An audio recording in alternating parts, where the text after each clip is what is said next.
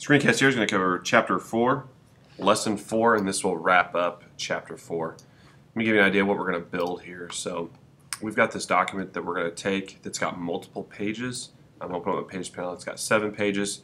What we're going to do is we're going to fill in some text boxes full of some random text and kind of lay out some pictures and look at how can we take text from one page and flow it on to the next page. So let's start by doing a Command O to open our Chapter 4 data files. We're looking for 4-7. 4-7, and we're going to save this document in our classwork folder as autoflow. Alright, go ahead and grab your selection tool and go to the Pages panel and double click page 1 to get on page 1 in your document. And what we're going to do is we're going to bring in some text. It's just a random Word document that has just a bunch of just text on it that keeps going and going and going. This way it's easier for us to just kind of get moving with it. Let's go to File, Place. And Chapter 4, we're looking for, it's called Windmill Text.doc. It's a Word document. Go ahead and click Open. And you're going to get a prompt with a box. We're missing a font, which is okay. We're going to go ahead and get a different font while we're at it. So go ahead and click OK. And you get a cursor, just like you did with the picture in the previous lesson. It just shows all of your text. So what we're going to do is we're going to drag a text box out here. So what I'm going to do is I'm going to come up here to my ruler guide. I'm going to click and hold. And I'm going to drag a text box and snap it down the corner. All my text will be filled. Now this red plus button here means that there is a lot of text left that still needs to be used, but our frame is so small we can't actually see it. Before I do that, I'm going to go and click on my text tool. I'm going to click inside the box. Wrong button. My text tool. Click inside the box, do a Command A just so I can select that text. And let's go to the character palette and let's just make this Times New Roman regular. Times New Roman regular. Reason I use Times New Roman is Times New Roman is a serif font, and a serif font has these little serifs at the corner of each letter, these little ticks, and that's used for text-intensive reading. So if you have lots of text, you need to use a serif-based font. Okay, I'm going to go back to my selection tool, and let's look at the text box here. So on the text box here, we need to keep things moving on the page. So what we're going to do is go down here to the little plus sign, and we're going to press and hold Option so that the pointer changes to a semi-flow loaded icon. Now while I'm still pressing and holding that Option, I'm going to click the top left corner of the right column so that the text frame is created. So I'm going to click this little button here. I'm going to click in the right corner right there. And what that does is it just snaps an entire box within the grid lines. So what I did was I held Alt, I clicked on the plus sign, and then I clicked over here on the right. Now what you'll notice what happened is my cursor is still loaded with the text. So I'm going to scroll down to page 2 and 3 on the spread. And while I'm still holding down Alt, I'm going to click in the top right corner here as well. Actually, the top left corner. Get a box. I'm going to click on the top right corner. Get a box. Top left. Top right. So now we have text that fills our entire second and third page. Okay, let's go to the fourth page on the spread.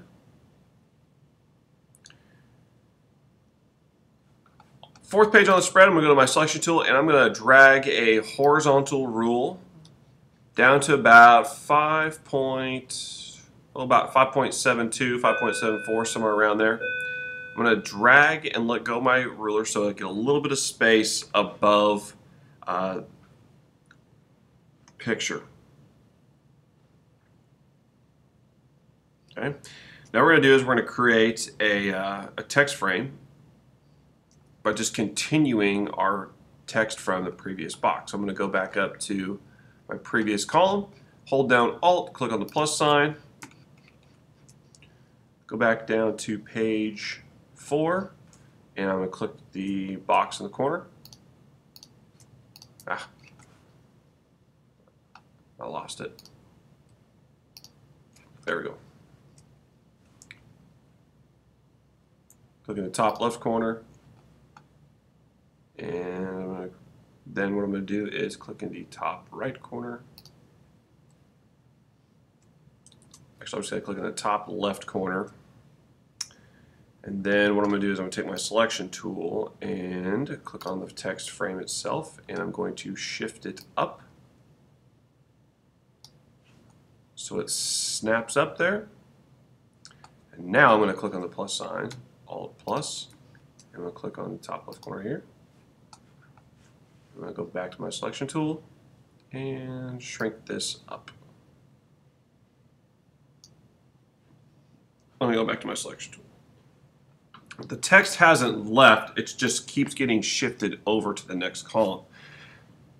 And a way you can actually see this, go to page, click on spread 2 and 3, go to view on the menu, then go down to extras, and then go down to show text threads. So second one down, show text threads.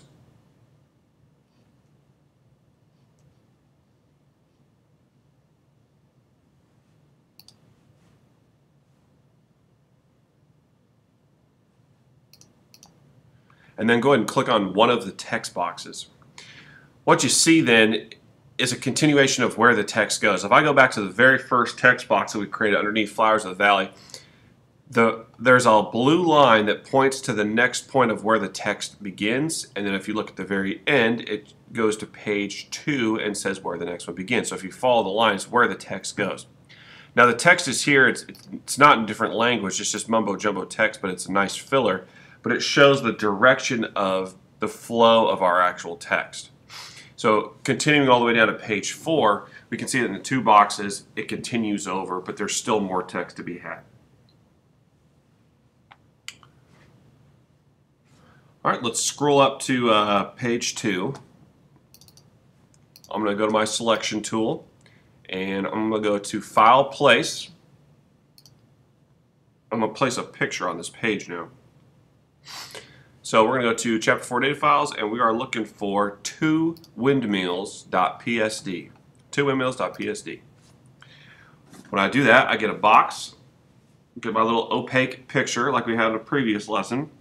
And what I'm going to do is I'm just going to draw out a box. I'm going to click and hold. I'm going to draw out a box about a third of the way down. I'm going to go to my selection tool. I'm going to click on my text frame, and I'm going to take my text frame and I'm going to shrink it down so it's underneath the picture, because the picture was on top of the actual text. So this will be a short text box column, and I can see that by on the far left, my huge column has a shorter line going up to the next column. If yours goes all the way up behind the picture, you need to click on the text frame and shrink it back down. Do a Command S to save. Since we've done a lot of options, a lot of things here, we need to save that page. And let's go to page 5. Page 5 in the spread, we got this orange background with windmills and a mountain. You can see that this is saved as with 2 columns right now. So what first thing we're going to do is we're going to split that to 3 columns. Let's go to Layout on the menu. And let's go to margins and columns. So our margins are at 1/2 inch. We'll go ahead and leave those there. Let's change our column number from 2 to 3. That splits it down to 3 columns. It doesn't affect the picture because the picture is different. And what we're going to do is we're going to make a large text box continuing over from the previous box. But we're going to get some new text first. So let's go ahead and let's just place. Actually, I'm going to go ahead and create a text box. So go ahead and click the T, and if you click the T, I'm going to come up here, I'm going to click and drag to make a box. And I made my text box the size of 3 columns wide, and I stayed within my 2 rulers. Okay, with that text there, I'm going to go to File, Place. With that box there, I'm going to go File, Place, and then we're going to go up to our Chapter 4 data files and looked for, it is called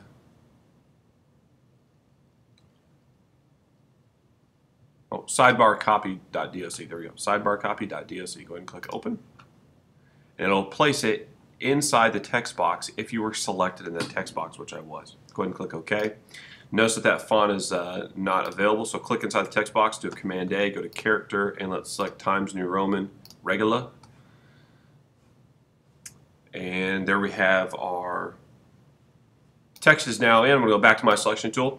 Now, it's not in columns, although we have our 3 columns, but it is not actually set into our columns. So what we do is we select the text frame itself. We go to Object because we're selected on an object. Go down to Text Frame Options. In our text frame options, you can see that we have just 1 column, but we want 3 columns. So I'm going to change that to a 3. Click OK. And then it'll snap to the ruler guides. So all of our text is nice and neat. I'm going to go to the Text tool now, and if I want a paragraph to start in the next column, you have to put in what's called a column break. We just don't hit Enter. So I'm going to click before the W on Windmill Speeds, and then I'm going to go to Type because I'm dealing with type.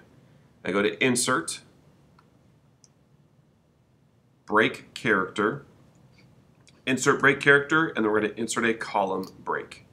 So then that snaps Windmill Speeds to the top of column 2. The Windmill Productivity is just down at the bottom and continues into column 3. Let's do a Windmill Productivity. So let's click before Windmill Productivity. Let's go back to Type, Insert Break Character, Column Break. Windmill Productivity is in its 3rd column. It kind of just makes it nice and clean and breaks up the page a little bit.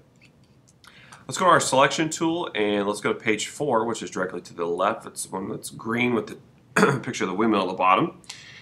And we're going to go ahead and create a text box here and put a little continued on page X in our box. So let's take the right side text box and I'm going to cut it down about so much. Actually, what I'm going to do is I'm going to grab a horizontal rule. I'm going to drop a horizontal rule on 5 inches. 5 inches, and I'm going to bring my box on the top of that 5 inches. Now I'm going to grab my text tool, and I'm going to take my text tool, and I'm going to drag a box right inside those ruler guides, and I'm going to type in continued on page 6. Continued on page 6. And I'm going to go to my paragraph panel, and I'm going to center that. I'm going to change my Times New Roman to Times New Roman italic. Increase that to about a size 14. Yeah, I'm going to stretch this out a little bit. There we go. Let's go ahead and select that text again. Okay, so if we look at what we have, actually, I'm going to go to Selection Tool real fast. This is bugging me. I want to get that centered. So click on the text frame, go to Object, Text Frame Options, because it's an actual text frame. Let's change our vertical justification to center.